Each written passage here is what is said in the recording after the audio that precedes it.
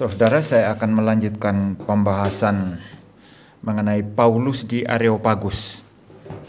Minggu lalu saya sudah membahas bahwa Paulus tidak menghina atau tidak merendahkan keyakinan orang lain, tapi justru melihat celah atau melihat pintu masuk untuk memberitakan Injil, ya. Dan tentu ini membutuhkan semacam satu persiapan, satu proses yang panjang, ya. Tidak ada orang yang tiba-tiba langsung hebat, ya, langsung jadi pengkhotbah hebat atau jadi hamba Tuhan yang betul-betul dipakai oleh Tuhan. Semua lewat proses. Saya juga memberikan ilustrasi Daud minggu lalu, di mana Daud itu jangan dikira dia hanya dipakai Tuhan secara tiba-tiba. Waktu dia ngambil katapel, lalu kemudian mulai mutar-mutar, lalu kemudian dilemparkan ke dahi Goliat, lalu kemudian kena dahi Goliat dan Goliat mati. Tidak demikian. Sebelumnya Daud itu sudah banyak berlatih di hadapan Tuhan ketika dia menggembalakan kambing dan domba. Ya, kalau ada harimau atau singa, ya, yang datang, kata Daud, kalau mereka menerkam itu hewan-hewan peliharaan papanya, maka aku akan menangkap binatang buas itu.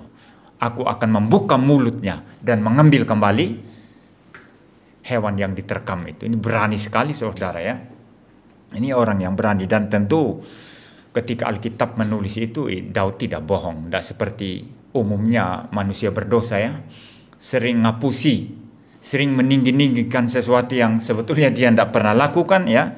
Dia tidak pernah alami, tapi ditinggi-tinggikan. Biasanya politisi-politisi itu banyak omong kosongnya itu. Ini musim politik sekarang, kan. Itu calon-calon anggota DPR, pilih saya. Kalau pilih saya nanti begini. Ini akan bagus begini. Setelah kepilih, omong kosong saja. Dia sibuk korupsi, mengganti kembali uang yang tidak tahu berapa miliar tadi yang dia keluarkan waktu kampanye, saudara. Ya, sulit dipercaya. Ya, saudara, ya. Jadi Alkitab tidak begitu. Kalau dia mencatat Daud berkelahi dan binatang buas merebut kembali itu hewan peliharaan yang papanya kasih dia gembala, itu pasti benar itu. Dan Daud lewat proses seperti itu waktu ikut Tuhan. Dan ini sangat cocok dengan perkataan Tuhan Yesus, ya. Hendaklah kamu setia dalam perkara kecil, maka engkau juga akan diberi kepercayaan dalam perkara yang besar. Tidak tiba-tiba orang perkara besar dikasih, ya. Harus dari yang kecil begitu. Nah, ada proses, dan Paulus melewati itu. Bahkan sebelum dia dipanggil untuk menjadi hamba Tuhan, diam-diam Tuhan persiapkan dia. Waktu Paulus itu masih kafir, belum kenal Tuhan. Saya bilang kafir sebetulnya kurang tepat, ya, karena istilah kafir di dalam Alkitab itu merujuk kepada orang-orang non-Yahudi, ya. Jadi Paulus tidak masuk golongan kafir di sana. Tapi maksudnya begini, sebelum dia percaya Tuhan Yesus, diam-diam Tuhan sudah persiapkan dia. Sudah mempersiapkan dia untuk apa? Untuk nanti bisa melayani orang-orang bukan Yahudi. Walaupun Paulus melayani orang-orang Yahudi dan memberitakan Injil di antara mereka, tetapi Paulus juga mempunyai tugas lain untuk menjangkau orang-orang Yunani dan orang-orang Romawi, orang-orang yang tidak menerima Taurat Musa. Maka Tuhan mempersiapkan Paulus dari Tarsus dengan berbagai-bagai ilmu filsafat. Itu sebabnya minggu lalu Anda lihat Paulus berdiskusi, bertukar pikiran atau berdebat dengan ahli-ahli pikir dari Stoa dan Epikuros, saudara, pemikir-pemikir filsafat Yunani. Jadi, saudara, Anda lihat di sana Tuhan persiapkan. Ada proses, dan waktu Tuhan mempersiapkan itu tidak semua anugerah, ya. Jadi Tuhan yang menggerakkan, jadi Anda hanya seperti robot saja, ya. Seperti ini tisu ini, kan. Tisu ini kan mati, ya. Saya gerakkan ke kanan, dia gerakkan, ke kiri dia gerak. Pokoknya sesuka saya. Jadi Anda jangan mengira begitu. Jadi kita ini hanya robot yang Tuhan gerak-gerakkan. Tidak. melibatkan kehendak kita, melibatkan kehidupan kita sebagai satu pribadi yang penuh, yang punya pikiran sendiri, yang punya pribadi sendiri, punya kehendak sendiri. Kalau Anda tidak mau taat, Tuhan tidak pakai. Saudara paham ya? Ya, ini tidak bertentangan dengan doktrin predestinasi reform. Hanya orang-orang bodoh yang mengkritik teologi reform dengan cara yang tidak benar, yang mengatakan kalian ini menjadikan Tuhan itu adalah dalang dan kalian itu adalah wayang. Tidak. Predestinasi tidak mengajarkan wayang. Antara dalang dan wayang dalam pengertian yang ketat ya, bahwa kita seperti robot yang disetir-setir. Tidak. Itu sebabnya ketika saudara berbuat dosa, saudara harus tanggung jawab atas dosa-dosa saudara. Ketika kita tidak taat kepada Tuhan, itu melibatkan kemauan kita yang bebas untuk tidak taat. Maka di sini sebetulnya kita betul-betul mutlak membutuhkan anugerah Tuhan untuk menaklukkan kehendak kita, untuk menghaluskan hati kita, menghaluskan pikiran kita, menghaluskan jiwa kita yang kasar, yang suka melawan Tuhan, untuk dibuat taat kepada Tuhan. Nah, ini ada sinergisme di sini. Setelah orang Kristen selamat itu ada sinergisme antara anugerah Tuhan dengan manusia itu sendiri. Kita harus mau dipakai oleh Tuhan. Orang yang tidak mau dipakai Tuhan, Tuhan tidak pakai. Tapi waktu keselamatan tidak. Kita tidak sadar apa-apa. Kita mati dalam dosa kita. Kita buta. Tapi Tuhan bekerja dengan anugerahnya, menghidupkan kita. Lalu kita menjadi percaya. Itu murni anugerah Tuhan. Tetapi setelah Anda sudah selamat, setelah kita sungguh-sungguh sudah hidup baru, sudah selamat, membutuhkan kerjasama dari manusia. Tuhan tidak akan menjadikan kita robot. Maka hamba Tuhan atau orang Kristen yang suka melawan sulit dipakai Tuhan. Ya, anak mahasiswa teologi yang sulit diberi kepercayaan yang kecil, hanya mau tampil yang besar-besar ya. Kalau tampil di depan, ini anak tempat saya kuliah dulu, kadang-kadang yang laki-laki itu suka terlalu memperhatikan penampilan ya. Ada satu teman saya, tidak usah sebut nama lah ya, itu kalau dapat giliran jadwal khotbah itu dia mesti pakaiannya licin sekali itu. Dan dia kalau beli pakaian itu tidak mau yang ya seperti kebanyakan mahasiswa lain ya, yang murah-murah. Itu yang mahal-mahal itu. Dia beli dasi paling mahal. Lalu nanti dia cuci mukanya itu ada apalah kayak dulu itu buat cuci muka untuk memutihkan wajah gitu. Lalu tampil di depan itu. Jadi penampilan itu yang paling utama.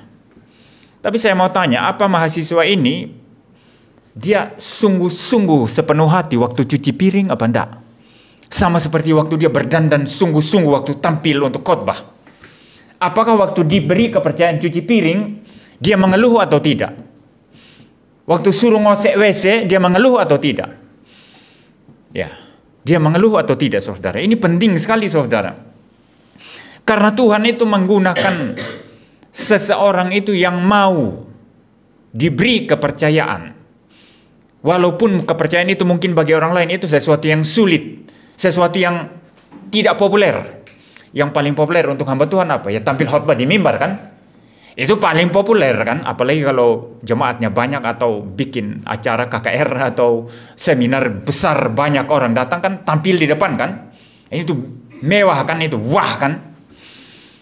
Tapi kalau di belakang layar mau tidak kerja, mempersiapkan paling tidak, misalnya kalau pakai LCD, mengetik lagu-lagu satu persatu lalu dipersiapkan di LCD, itu kan tidak dikenal orang itu, betul ya? Orang tidak tahu itu, tapi itu pelayanan. Masih bersemangat apa tidak?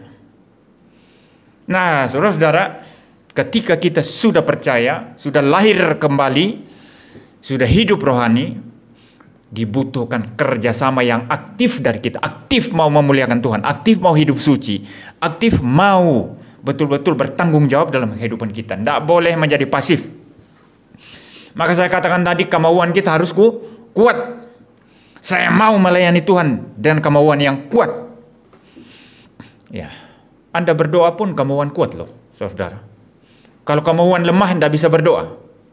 Bayangkan, sudah setel jam kan? Sudah bunyi jam 5 pagi, jamnya gitu. Begitu, aduh ngantuk. Dimatikan lagi jamnya, kemauan lemah sekali. Padahal sudah pasang, jamnya tidak salah. Tapi kadang-kadang mungkin HP-nya itu dibanting ya, karena bunyinya mungkin menyakitkan telinga, kaget dia. Padahal dia tadi malam yang menyetel jam, supaya bangun pagi berdoa. Ya, kemauan saudara. Jadi kita harus aktif, tidak boleh pasif. Jadi anugerah Tuhan diberikan 100%. Dan kemauan kita untuk menyambut anugerah Tuhan dan bekerja sama dengan Tuhan. Ada sinergisme itu juga 100%. Nah ini baru bersambut seperti gayung bersambut dan pekerjaan Tuhan jalan. Ya seperti itu saudara. Nah Paulus adalah orang yang seperti itu saudara. Jadi bukan secara ujuk-ujuk atau secara sekonyong-konyong, tiba-tiba, moro-moro, hebat gitu ya. Jadi penginjil besar. Tidak saudara, Paulus tidak demikian. Dia adalah orang yang diproses oleh Tuhan sedemikian lama. Bahkan sebelum Paulus percaya pun, menjadi orang percaya, menjadi pengikut Kristus, dia sudah dipersiapkan dan berbagai ilmu, termasuk ilmu filsafat, supaya nanti ketika dia bisa memberitakan Injil, dia bisa berdiskusi dengan ahli-ahli filsafat Yunani. Nah ini cara Tuhan bekerja saudara. Nah Paulus yang matang sekali dipersiapkan oleh Tuhan ini. Melalui khotbah minggu lalu kita lihat dia bijaksana sekali melihat pintu masuk untuk memberitakan Injil. Dia tidak menyinggung perasaan atau dia tidak mengejek-ejek atau menghina-hina agama orang lain. Tapi dia dengan sangat cerdik sekali melihat pintu masuk lalu memberitakan Injil. Kulihat kalian sangat beribadah. Ada banyak dewa.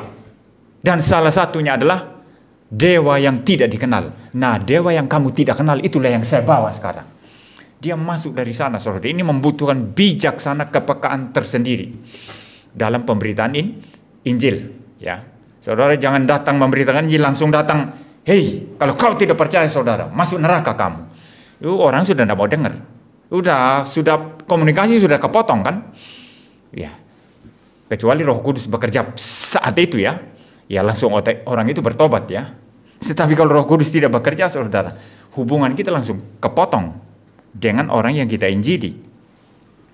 Nah, Paulus sangat cerdik di sana ya. Itu pertama.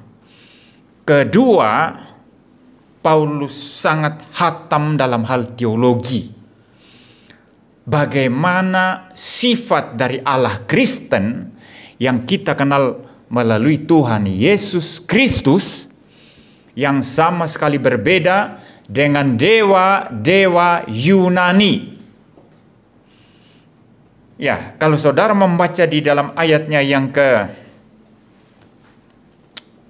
24 ya. Saya akan membaca ayat 24 di sana. Allah yang telah menjadikan bumi dan segala isinya. Ia yang adalah Tuhan atas langit dan bumi. Tidak diam dalam kuil-kuil buatan tangan manusia. Perhatikan frase yang terakhir. Tidak diam dalam kuil-kuil buatan tangan manusia. Di sini Paulus tadi tidak menghina, tidak mengejek, tetapi tetap mengcounter. Dia menunjukkan kesalahan penyembahan dewa-dewa mereka sebetulnya, tapi dengan cara yang bisa diterima. Dengan cara yang tidak membuat orang mengamuk. Paham ya? Ya. Nah, saudara-saudara, dia berkata begini. Ya, di frase terakhir tadi. Tidak diam dalam kuil-kuil buatan tangan manusia. Jadi Paulus di sini menyatakan mengenai Allah yang tidak diam dalam kuil-kuil. Artinya apa? Allah yang tidak terbatas, Allah yang tidak bisa dikurung ruang, Allah yang tidak bisa dikurung oleh waktu. Beda dengan pemahaman dewa-dewa Yunani, di mana dewa-dewa itu dibuatkan patung-patungnya. Ya, setiap dewa mempunyai patung ya, atau dewi ya. Ya, patung dewa Zeus misalnya, Dewi Artemis misalnya, semua ada patungnya. Dan patungnya ini ditempatkan di kuil-kuil. Ya. Dan dianggap bahwa roh daripada dewa dan dewi ini hidup di dalam patung-patung yang ditempatkan di kuil itu. Jadi fungsi kuil adalah melindungi patung-patung. Jadi kuil itu bukan hanya sekedar tempat untuk beribadah ya, tapi untuk melindungi patung-patung itu supaya tidak panas, supaya tidak kehujanan, dan dipercaya bahwa di dalam patung-patung itu ada roh daripada dewa dan dewi mereka. Sehingga dari demikian, itu artinya apa saudara? Mereka terbatas berarti. Bisa berdiam di dalam satu patung, bisa berdiam di dalam satu kuil. Terbatas berarti kan? Betul ya? Terbatas. Nah ini yang Paulus counter. Allah tidak terbatas. Allah tidak bisa dikurung. Itu sebab orang Kristen kalau berdoa tidak boleh pakai kiblat. Iya, kita tidak pakai kiblat saudara. Kalau saudara mau pakai kiblat, keluar dari Kristen. Tidak ada kiblat kita. Kenapa tidak pakai kiblat ke timur, ke utara, ke selatan, ke barat, ke atas? Kenapa? Karena Allah tidak terbatas. Dia transenden, melampaui segala sesuatu sekaligus memenuhi seluruh ruang dan waktu. Dia adalah Allah yang besar, maha besar. Tidak bisa ditampung alam semesta. Melampaui alam semesta. Jadi kalau Allah maha besar, maha hadir, kekal. Saudara mau tunjuk di mana dia sekarang? Coba. Ada di belakang saya. Lalu di depan saya tidak ada Allah. Ada di sebelah kiri saya. Lalu di sebelah kanan tidak ada. Di atas saya ada tidak? Di bawah saya ada enggak? Di mana-mana Allah ada, memenuhi seluruh ruang dan waktu sekaligus melampaui, transenden, melampaui ruang dan waktu. Itu Allah Kristen. Maka kita tidak pakai kiblat ketika berdoa. Tidak boleh. Karena itu akan membatasi Allah di dalam satu tempat tertentu. Itu sebabnya tadi dalam persekutuan doa dikutip satu ayat firman Tuhan yang sangat terkenal, Yohanes 4 ayat 24. Allah itu roh, karena roh maka sembahlah dia dalam roh dan kebenaran. Itu sebab kita meninggalkan tradisi Yahudi yang salah, yang mau membatasi Allah itu hanya di Yerusalem, yang mau membatasi Allah itu hanya di bait suci.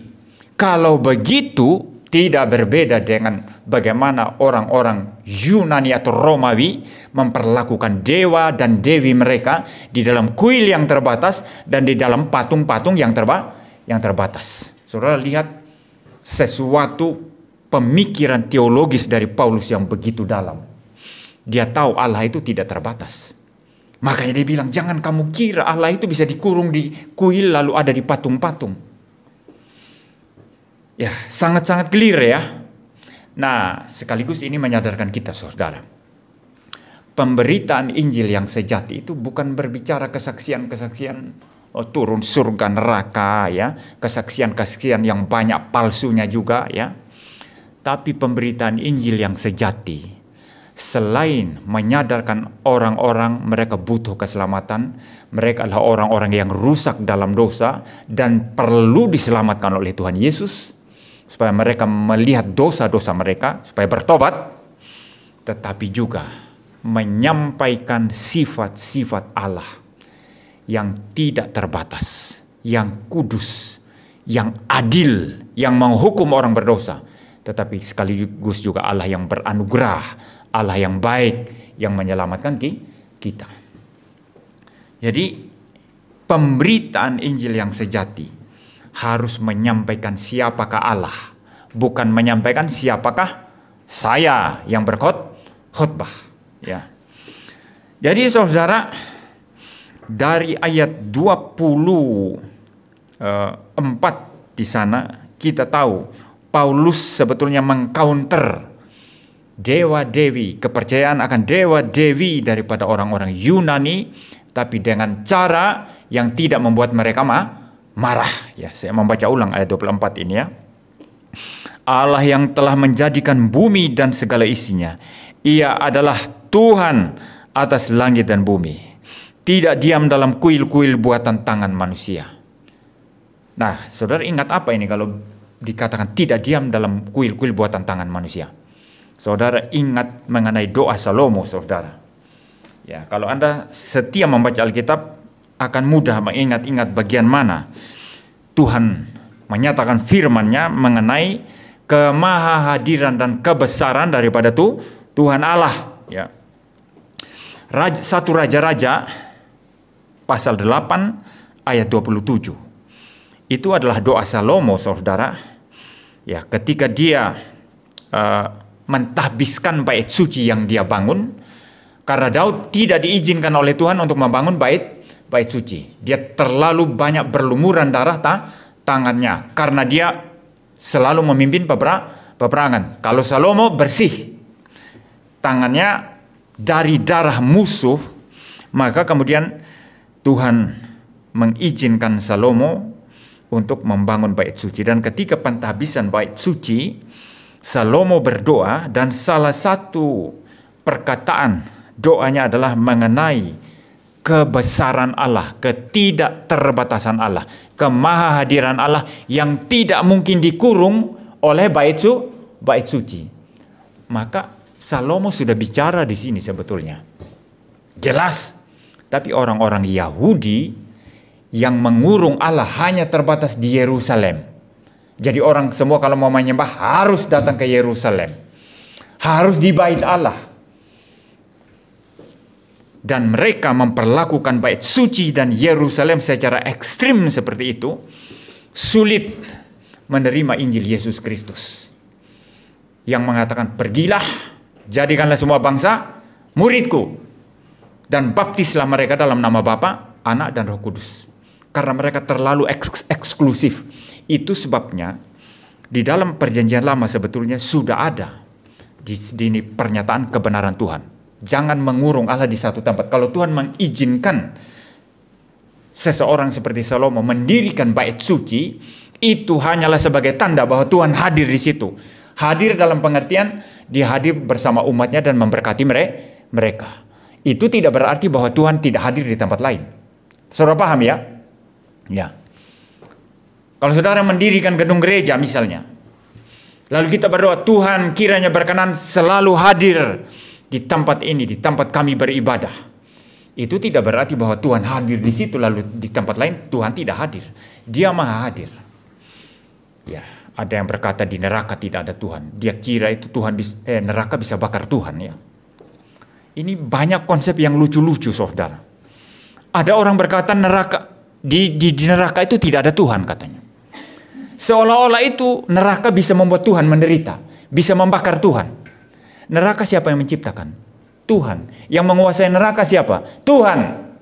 Kalau pemerintah dunia ini ada penjaranya bagi orang-orang jahat, maka Tuhan punya neraka untuk orang-orang durhaka. Sama. Prinsipnya sama.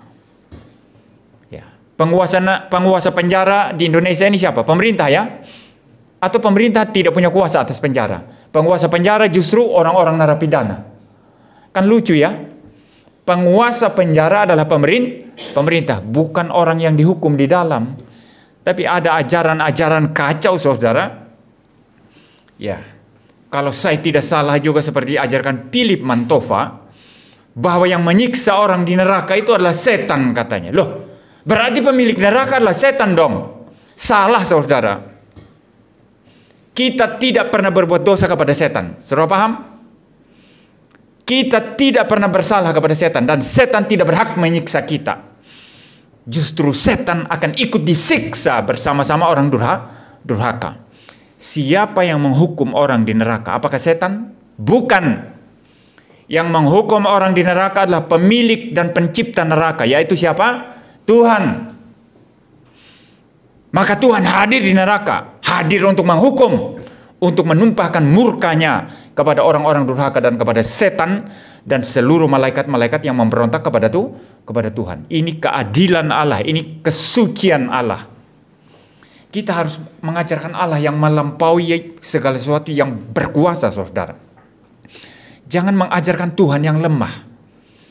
Kalau ikuti ajaran yang mengatakan nanti kamu di neraka disiksa setan, Berarti setan berkuasa sekali ya. Pemilik neraka berarti setan ya. Lalu Tuhan bagaimana? Ini Tuhan yang lemah, saudara. Tuhan kuasai semua. Hatimu pun Tuhan kuasai. Bahkan hati orang yang memberontak saja Tuhan kuasai. Dan Tuhan sudah menghitung-hitung kapan orang itu akan dijatuhkan dan dilempar ke neraka. Jangan bermain-main dengan Tuhan. Tuhan mempunyai kekuasaan mutlak atas segala sesuatu. Itu sebabnya saya sendiri, saya hanya hormat Tuhan. Saya kalau mau lawan orang, saya tidak peduli dia berapa kuat, berapa banyak uangnya, pendeta sebesar apa dia. Kalau dia melawan Tuhan, dan saya ada beban untuk melawan ajaran sesatnya, saya lawan. Saya tidak takut sama sekali, karena saya hanya takut kepada Tuhan yang besar, maha besar, yang menguasai segala sesuatu dan mempunyai kekuasaan mutlak atas segala sesuatu. Setan masih bisa sekarang jalan-jalan ya, masih bisa menipu, masih bisa menakut-nakuti, karena Tuhan memberi kesempatan masih ada. Tapi akan tiba waktunya nanti setan tidak bisa apa-apa lagi. Nah, saudara-saudara, kita kembali kepada Salomo dalam doanya. Di sana dia berkata begini. 1 Raja-Raja pasal 8 ayat 27. Tetapi benarkah Allah hendak diam di atas bumi? Ini pertanyaan ya. Tetapi benarkah Allah hendak diam di atas bumi? Sesungguhnya langit, bahkan langit yang mengatasi segala langit pun tidak dapat memuat engkau. Terlebih lagi rumah yang kudirikan ini. Perhatikan, Salomo berkata di sini, apakah Tuhan berdiam di bumi? Bumi kan besar ya. Saudara tahu berapa luasnya bumi? Ya, kalau belum pernah terbang ke luar negeri ya nggak tahu jarak yang jauh itu bagaimana. Saya waktu terbang dari Amsterdam ke Jakarta, itu jaraknya sekitar 12 sampai 14 jam. Itu langsung itu. Itu langsung. Apalagi kalau terbang dari Surabaya ke Singapura, dari Singapura transit sebentar di Jerman, dari Jerman baru ke Amsterdam, Belanda, itu lebih lama lagi itu.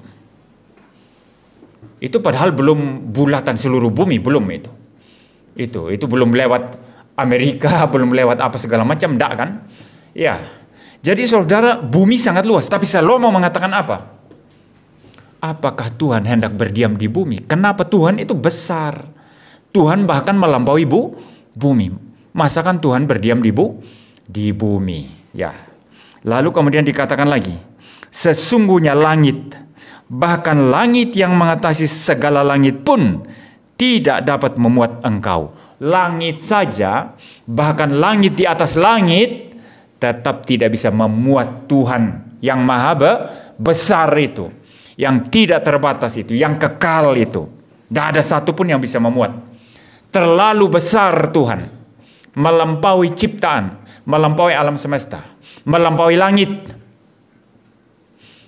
Jangan jadi orang Kristen yang mempunyai pemikiran ya, Tuhan duduk goyang-goyang kaki di tahtanya di sorga. Jadi seolah-olah Tuhan hanya dikurung di tahta sorga itu, dia goyang-goyang di sana. Semua itu terbatas, tidak bisa, tidak mampu memuat Tuhan. Ya, lalu Salomo di sana seperti dalam tanda kutip ini ya, menertawakan bait suci yang dia buat yang begitu megah itu. Ya, di frase terakhir dia bilang apa? Terlebih lagi rumah yang kudirikan ini. Kalau bumi saja tidak memuat Tuhan, langit di atas langit saja tidak bisa memuat Tuhan, apakah lagi satu bait suci yang walaupun di mata manusia itu megah, tetapi kecil sekali itu. Ukuran berapa meter kali berapa meter. Tidak sanggup itu memuat Tuhan. Nah, di sini Salomo mengajarkan mengenai kebesaran Tuhan, kemahahadiran Tuhan. Dia adalah Allah yang melampaui segala sesuatu sekaligus mengisi seluruh waktu dan seluruh ruang. Tidak ada satu tempat, tidak ada satu waktu pun di mana Tuhan tidak ada. Dia selalu ada dari selama-lamanya sampai selama-lamanya.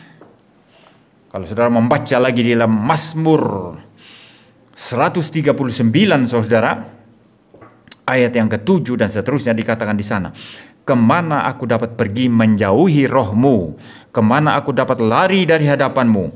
Jika aku mendaki ke langit, Engkau di sana. Jika aku menaruh tempat tidurku di dunia orang mati, di situ pun Engkau. Jika aku terbang dengan sayap fajar dan membuat kediaman di ujung laut, juga di sana tanganmu akan menuntun aku, dan tangan kananmu memegang aku. Ayat 11. Jika aku berkata, biarlah kegelapan saja melingkupi aku, dan terang sekelilingku menjadi malam, maka kegelapan pun tidak menggelapkan bagimu, dan malam menjadi terang seperti siang. Kegelapan sama seperti terang. Perhatikan baik-baik, ini yang terakhir. Kegelapan sama seperti terang. Berarti bagi Tuhan itu dimanapun berada itu tidak ada beda. Dia memenuhi segala sesuatu secara sama. Dia hadir di surga sama seperti hadir di bumi. Sama seperti hadir di neraka. Sama seperti hadir secara melampaui seluruh ciptaan. Hanya cara keberhadirannya saja yang berbeda. Dia hadir di sini dengan berkat firman-Nya, berkat anugerah surgawi yang indah. Dia hadir di neraka dan murkanya yang nyala. Dia hadir di tempat pelacuran dan murkanya yang menyala-nyala kepada pendosa di sana. Dia hadir di dalam hati orang koruptor dengan menghitung-hitung seluruh kejahatan dan dosa-dosanya, dan menunggu waktu kapan Tuhan akan menghukum orang berdosa. Tuhan hadir di mana-mana, saudara. Dan ini yang mau disampaikan Paulus. Janganlah kamu mengurung Tuhan Allah yang tidak terbatas, yang kekal, yang maha besar itu di dalam kuil buatan tangan manusia. Ini satu sifat Allah, maha hadir, maha besar, yang sempurna, yang memenuhi segala sesuatu, melampaui segala sesuatu, yang ditegaskan oleh Rasul Paulus dalam penginjilannya di Areopagus. Lalu masih ayat 24, saudara. Kalau saudara memperhatikan di sana, masih ayatnya yang ke-24, dikatakan di sana, Allah yang telah menjadikan bumi dan segala isinya. Ia yang adalah Tuhan atas langit dan bumi. Ya, tidak diam dalam kuil-kuil buatan tangan manusia. Kita beralih ke frase yang pertama sekarang. Allah yang telah menjadikan bumi dan segala isinya. Ia yang adalah Tuhan atas langit dan bumi.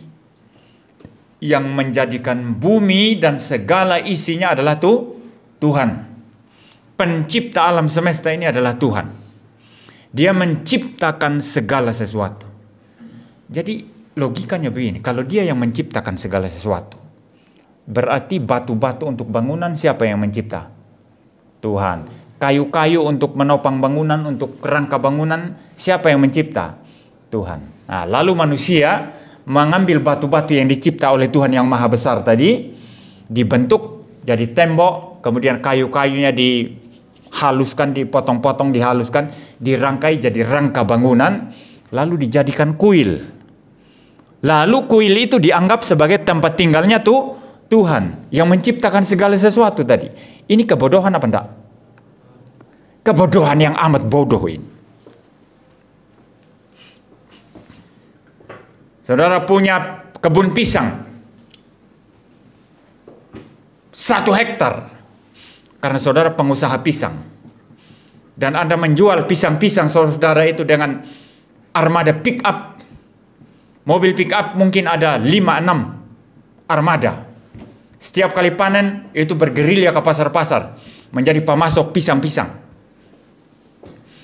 Lalu kemudian Anda meminta berkat kepada sesuatu yang dianggap sebagai dewa atau Tuhan. Lalu dipilihlah pohon pisang yang paling subur, yang buahnya paling besar-besar dan panjang. Lalu dipotong, disimpan baik-baik, dilap baik-baik, dicuci baik-baik. Lalu dibawa di hadapan Tuhan atau dewanya. Lalu dia berkata, inilah yang kuberikan kepadamu. Makanlah, biarlah setelah engkau makan, memberkati aku lebih banyak lagi. Itu pisang-pisangnya siapa? Siapa yang menjadikan pisang itu bertumbuh subur? Itu Tuhan itu. Kalau Tuhan membuat pisangnya itu gundul, kurus, atau Tuhan memberikan penyakit, Ya bisa kan? Anugerah Tuhan yang menyebabkan hasil panen itu saudara menjadi bagus. Saya dengar di Sumba itu berkali-kali itu ada hama belalang. Saya berdiskusi dengan kakak saya bilang, walaupun tante saya itu pendeta di karismatik, tapi saya sepakat dia dalam hal ini. Orang Sumba tentu banyak dosanya ini. Tuhan bisa menghukum orang-orang berdosa dan hama belalang. Ya. Jangan menganggap remeh segala sesuatu, saudara. Kalau kita betul-betul reform, kita percaya Tuhan mengendalikan segala sesuatu, termasuk terhadap pekerjaanmu, kehidupan rumah tanggamu, segala sesuatunya. Tetapi kalau segala sesuatunya itu menjadi kacau balau, kita kerja keras tapi hasilnya kacau balau, itu artinya apa? Tuhan tidak memberkati pekerjaan itu. Bertobat kalau ada dosa. Itu maksudnya, saudara. Itu konsekuensi kalau Anda menjadi orang reform. Maka orang reform yang Puritan, orang-orang reform zaman dulu itu, mereka sangat sadar bahwa dunia ini, kehidupan mereka, pekerjaan mereka adalah kepercayaan Tuhan yang mereka harus usahakan sungguh-sungguh. Mereka kerja begitu rajin, jujur. Suami-suami tidak selingkuh. Istri-istri setia kepada suami. Mereka didik anak-anak mereka di dalam takut akan Tuhan. Dan kalau anak-anak mereka tidak takut akan Tuhan, mereka berani beri rotan. Karena itu kata Alkitab, beri rotan kepada anakmu supaya engkau menyelamatkan dia, menyelamatkan hari depannya. Mereka kerja keras, tidak ada yang malas. Puritan reform itu tidak ada yang malas, saudara. Jadi kalau ada orang sekarang mengaku berteologi reform, tapi bawaannya malas melulu, ya, itu bukan orang reform. John Calvin itu bukan orang malas itu. Dia hanya tidur tidak tahu berapa jam sehari. Yang saya tahu dia hanya makan 1 kali 1 hari. Banyak penyakitnya, tapi di dalam segala kelemahannya itu dia bekerja keras luar biasa. Tetap mengajar, tetap berkhotbah, tetap menerima orang datang konseling kepada dia. Tetap menulis surat-surat ke seluruh Eropa, di mana pendeta-pendeta membutuhkan bimbingan untuk reformasi, lepas dari Katolik Roma. Katolik Roma yang mengatakan kita selamat kalau membayar surat penghapusan siksa. Sebagaimana diteriakan oleh Johann Tetzel di Jerman pada saat itu. Ya. Jadi saudara, Calvin bukan gampang hidupnya. Tapi walaupun punya banyak kelemahan, dia tidak malas. Dia tidak malas, saudara. Jadi saudara, kita kembali lagi kepada Tuhan yang menjadi pencipta segala sesuatu. Nah, kalau dia adalah pencipta segala sesuatu, lalu saudara sekarang tanam pohon pisang. Ya, subur-subur pisangnya. Lalu ambil 1 tandan pisang itu. Lalu kemudian mulai doa. Ini saya berikan kepadamu, ya dewa atau Tuhanlah atau apa. Berkatilah aku. Loh, pisang itu yang menyebabkan tadi subur siapa? Tuhan. Yang memberi kita kekuatan untuk menanam pisang siapa? Tuhan. Tanah ini siapa yang cipta untuk tanam pisang? Tuhan. Semua Tuhan. Lalu disogok dengan hanya 1. Tidak ada guna, saudara. Kecuali dalam pengenalan yang benar akan Tuhan. Saudara orang Kristen sejati, penghasilan saudara itu dari jualan pisang. Kemudian saudara bergumul berapa jumlah sekian untuk beri persembahan untuk pekerjaan Tuhan. Itu beda. Karena yang pakai persembahan untuk pekerjaan Tuhan ini kita di sini yang melakukan pelayanan, bukan menyogok Tuhan. Tuhan tidak butuh uang kita, saudara. Tuhan tidak butuh emas kita. Tuhan tidak butuh uang kita. Tapi semua persembahan kita untuk kelancaran pekerjaan Tuhan yang kita sendiri kerjakan, saudara. Jadi jangan pernah mempunyai pikiran kita bisa menyogok Tuhan dengan uang atau apa. Tuhan tidak butuh. Maka salah sekali itu teologi karismatik kemakmuran itu yang mengatakan kamu beri 10%. Tuhan ganti 100% nanti.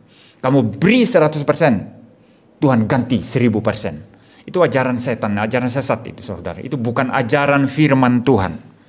Tuhan tidak bisa disogok. Tuhan juga bukan semacam Tuhan di mana kita boleh semacam berjudi, ya. Ya. Jadi Tuhan semacam mesin judi. Nanti kita masukkan uang ke Tuhan gitu. Nanti Tuhan bisa kembalikan itu. Untung-untungan begitu. Ini tidak ada kayak gitu, saudara. Tuhan adalah pencipta segala sesuatu. Nah, kalau kita sadar Tuhan adalah pencipta segala sesuatu, maka kita menata hidup kita, mengatur pekerjaan kita, mengatur keseharian kita, mengatur keuangan kita, mengatur keluarga kita, mengatur apa saja, semua itu harus mengutamakan Tuhan, mengutamakan prinsip Tuhan, mengutamakan apa yang dikatakan Alkitab, saudara. Nah, itu baru kita menjadi orang Kristen yang bertanggung jawab, yang sungguh sadar Tuhan adalah pencipta. Bukan mencoba kita dapat berkat dari Tuhan, lalu berkat dari Tuhan kita pakai untuk sogok Tuhan kembali. Untuk apa? Tuhan tidak butuh, saudara. Ya, maka saudara, Paulus di sini mau menegaskan satu hal. Dia adalah pencipta bumi, pencipta segala sesuatu. Kalau begitu, tidak usah Anda mengira membuat kuil, lalu Tuhan tinggal di situ, lalu sementara nanti saudara berdoa kepada dia meminta berkat. Semua dia punya. Berarti ini artinya apa? Semua kepercayaan dewa-dewa yang kamu percaya itu salah sebetulnya. Salah. Dan pada akhirnya nanti Paulus memperkenalkan satu orang yang bangkit dari antara orang mati. Ya, minggu ini saya tidak bahas, minggu depan saya bahas. Ya, yaitu Yesus Kristus. Dan dialah itu Allah yang tidak dikenal, yang dikatakan oleh Paulus di dalam pembukaan khotbahnya.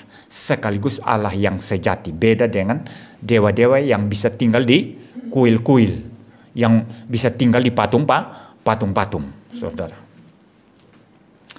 Jadi saya merasa lucu aja kalau ada orang Kristen, saudara, sudah Kristen bertahun-tahun, tapi masih pasang patung-patung apalah itu di rumah hanya untuk pesugihan atau apa ya. Ini bahaya sekali orang Kristen yang semacam itu, saudara. Ya, orang usaha tidak boleh pakai macam-macam. Ya, itu sia-sia adanya. Demikian juga orang Kristen tertentu. Ini mungkin di kota tidak ada. Tapi biasanya juga sesuai tradisi suku masing-masing ya masih ada. Tapi biasanya itu di desa-desa. Orang Kristen sakit, dia nggak sembuh-sembuh, kemudian cari dukun, saudara. Dia kira bisa mempersekutukan Tuhan dengan setan. Ya. Tuhan tidak pernah menyembuhkan orang pakai dukun. Jangankan dukun. Ya. Tuhan saja tetap tidak menyembuhkan orang pakai pendeta palsu. Yang suka tiup-tiup orang. Suka gambar-gambar mujizat, tapi dia tidak setia kepada firman Tuhan. Ya. Dan kesembuhan-kesembuhan yang diadakan pun kesembuhan-kesembuhan palsu. Tuhan tidak pakai seperti itu, saudara. Tidak pakai seperti itu. Jadi kita harus berhati-hati. Kita sering mempunyai berhala dalam kehidupan kita. Kalau tidak pakai pesugihan, ya, saya kira orang reform nggak ada yang seperti itu ya. Tapi saya tidak tahu juga ya. Bisa jadi sebab ada yang berkata begini, saudara ya. Kalau Tuhan Yesus ditambah dengan ya katalah Kuan Im atau yang lainnya, itu lebih kuat begitu. Ya.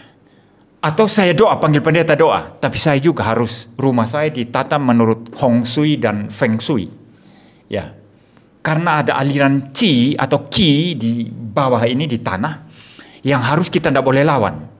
Harus sesuai alurnya supaya aura rumah itu jadi bagus. Saya mengatakan kalau Anda mau cari aura Kristus itu yang sejati. Semua aura yang lain itu palsu adanya. Saudara tahu aura ya, ini istilah sekarang, istilah orang New Age Movement. Ya, tapi kita pakai juga. Sesuatu karisma atau sesuatu jiwa kita yang memancar keluar. Yang bagus. Makanya artis-artis itu kan banyak cari paranormal itu supaya auranya itu bagus gitu ya. Nanti kalau dilihat produser, dilirik orang itu orang jadi tertarik, pengikutnya banyak. Kalau Anda bangun pagi, berdoa, setiap hari bergaul akrab dengan Tuhan, baca firman Tuhan, Anda akan mirip Tuhan. Bukan sama ya, saya katakan bukan sama. Anda akan mirip Tuhan yang suci, maka kita akan mirip. Karena kita diciptakan menurut gambar dan rupa Allah. Maka kita akan memancarkan aura yang bagus, saudara. Bukan aura yang berdosa ya. Orang kalau suka misalnya ya, suka korupsi misalnya ya, atau katakanlah orang itu pokoknya di pikirannya cuma uang. Jadi kalau dia berelasi dengan kita, selalu hitung-hitungannya itu uang. Ya. Jadi kalau saya berelasi dengan orang ini, keuntungan uang yang saya peroleh kira-kira berapa? Kalau tidak saya tidak mau. Nah, orang kalau otaknya semua uang, pembicaraan uang, tidur pun uang, mimpi pun uang, saudara akan lihat dari auranya nanti, itu aura-aura uang, saudara. Kita mau bicara firman Tuhan, buntu dengan orang seperti itu. Ya. Demikian juga dengan orang punya pikiran kotor. Pikirannya selalu kotor ya. Tidak ada yang bersih pikirannya. Pokoknya segala macam yang tidak beres. Ya. Segala macam yang najis. Itu akan terasa, saudara. Tapi kalau orang setiap hari bergaul dengan Tuhan dalam doa, membaca firman Tuhan, dengarkan khotbah yang bermutu, yang berbobot, bukan kesaksian-kesaksian palsu-palsu, nanti juga akan kelihatan dia akan menjadi orang Kristen yang mempunyai aura yang bagus. Jadi Anda tidak memerlukan di luar Alkitab, Anda tidak memerlukan apapun di luar Kristus untuk mempercantik diri, menjadikan pribadi Anda bagus. Cukup ikut Kristus. Semakin ikut Kristus, semakin setia dan firman-Nya, Anda akan semakin mirip Kristus dan akan mempunyai jiwa yang indah, jiwa yang bagus. Ya. Tidak perlu sesuatu di luar Kristus, di luar Alkitab, di luar firman-Nya. Ya. Ya, jadi saudara, adalah kekonyolan yang sangat-sangat konyol jikalau kita mengira bahwa kita bisa menyogok Tuhan, kita bisa memperalat Tuhan melalui apa yang diciptakan Tuhan, supaya Tuhan lebih memberkati kita. Tidak. Ya. Dan bagi kita saudara, kalau saudara membaca Efesus 2 ayat yang ke-10, ya, di sana sudah dikatakan bahwa kita ini sudah dipersiapkan untuk pekerjaan-pekerjaan yang baik. Efesus 1 ayat yang keempat mengatakan kita ini sebelum dunia dijadikan dipilih. Di dalam Tuhan Yesus kita sudah dipilih untuk menjadi anak-anak Tuhan sebelum dunia dijadikan. Lalu ayat 8-9 menyatakan bahwa keselamatan kita bukan karena usaha kita, tapi hanya karena anugerah. Hanya anugerah Tuhan saja, bukan karena usaha kita. Lalu di ayat yang ke-10, setelah selamat mau apa? Bukan diam-diam, tapi kita sudah dipersiapkan untuk pekerjaan-pekerjaan yang baik. Maka kalau kita setia ikut Tuhan, betul-betul mengikuti prinsip-prinsip firman Tuhan, maka kita hidup mirip dengan Kristus. Ini yang namanya kita mengimitasi Kristus, mengikuti Kristus. Dan ini cocok dengan istilah Kristen. Kristen itu artinya pengikut Kristus. Kristus kecil itu nama ejekan dulu di Antioquia itu. Tapi bagi orang Kristen itu kehormatan. Mengikuti Kristus itu kehormatan, saudara. Ya, jadi kalau begitu kita masih memerlukan membujuk-bujuk Tuhan pakai uang supaya dia lebih memberkati kita. Tidak perlu. Semua sudah dipersiapkan oleh Tuhan. Bahkan sebelum dunia dijadikan, semua sudah dirancang oleh Tuhan. Ya. Tidak memerlukan, saudara. Maka biarlah kita menjadi orang Kristen yang betul-betul memahami siapa Tuhan. Dia adalah Allah yang tidak terbatas, yang mengontrol segala sesuatu, hadir di dalam segala sesuatu. Dan dia adalah Allah pencipta, maka tidak perlu mensogok Tuhan dengan ciptaan, termasuk dengan uang, dengan apapun. Tapi yang ada, bagaimana kita selalu mengucap syukur kepada Dia. Bagaimana kita selalu berterima kasih dan kehidupan kita yang semakin mengimitasi Kristus dari hari ke hari. Ya. Maka biarlah kita pulang dari tempat ini, jangan menjadi orang Kristen yang malas, jangan menjadi orang Kristen yang kemauan lemah, tapi menjadi orang Kristen yang sungguh-sungguh dan kemauan yang kuat dan pikiran yang jernih, mau melayani Tuhan, mau hidup bagi Tuhan, mau hidup sesuai dengan prinsip-prinsip firman Tuhan, supaya kita tidak seperti orang yang menyembah dewa-dewi yang dianggap bisa tinggal di kuil-kuil, tetapi semua itu kepercayaan yang sia-sia adanya. Mari kita berbalik dari seluruh kehidupan yang sia-sia. Saya khotbah sampai di sini saudara, dan minggu depan kita akan teruskan bagian yang ketiga daripada seri khotbah Paulus di Areopagus. Mari kita berdoa. Bapa di surga, terima kasih Tuhan untuk sore hari ini. Terima kasih untuk kebaikan-Mu, untuk firman-Mu, untuk anugerah-Mu, untuk pencerahan yang Tuhan sudah berikan kepada kami. Biarlah kami boleh hidup di dalam pengenalan yang sejati akan Tuhan. Boleh hidup sesuai dengan kehendak Tuhan. Boleh hidup mengimitasi Tuhan kami Yesus Kristus dan taat melakukan firman-Nya. Terima kasih Tuhan. Berkati kami. Dalam nama Tuhan Yesus Kristus kami berdoa. Amin.